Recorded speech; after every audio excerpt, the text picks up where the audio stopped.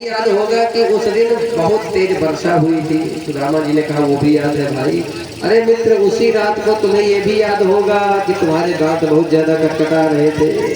सुदामा जी ने कहा ये कोई अवल पोल पट्टी खोलने वाला है भाई। सुदामा जी ने बात को घुमा दिया। अरे कन्हैया, बचपन में तो कछु आनंद ही और हो गए भाई। तू बता, तूने कितने विवाह किए है? भगवान ने कहा वो तो हम बाद में मिला देंगे, लेकिन सुदामा जी हम देख रहे हैं कि आप ये हाथ को ऐसे क्यों किए हैं।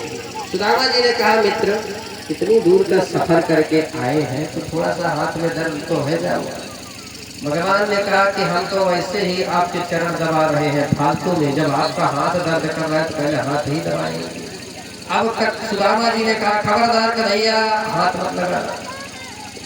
अब सुदामा जी संकोच कर रहे हैं कि कहाँ राजमहल का राजा, चक्रवर्ती सम्राट, और इसके सामने मैं ये तुच्छ सी भेंट फटा कपड़ा में लपेट करके चावल लाया हूँ, इसको मैं क्या दूँ। सुदामा जी बड़े संकोच कर रहे हैं। कन्हैया ने जैसे ही सुदामा जी के हाथ को झटका तो महाराज सुदामा जी का पोटरी का चावल नीचे गिर गया। कन्हैया जी ने कहा हमारी भाभी ने इतनी सुंदर भेंट भेजी और आप इतना सुंदर भेंट छुपा रहे थे। और मेरे कन्हैया ने उस पोटरी को खोला और भगवान जैसे ही उस फटी हुई साड़ी की पोटरी को खोला, चावल देखा, भगवान बोले मित्र, ये अमृत तो मुझसे छुपा रहे थे। अरे हमारी भाभी ने तो हमारे लिए अमृत भेजा है।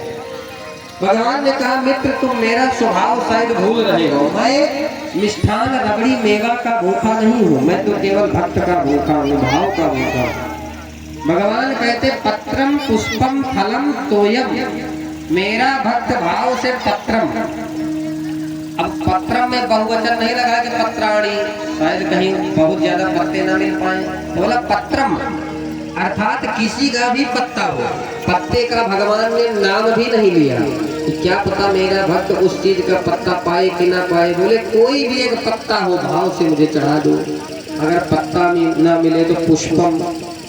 अब पुष्प का भी भगवान ने नाम नहीं लिया कि गेंदा का चढ़ाओ, कि महाराज गुलाब का चढ़ाओ, कि कमल का चढ़ाओ।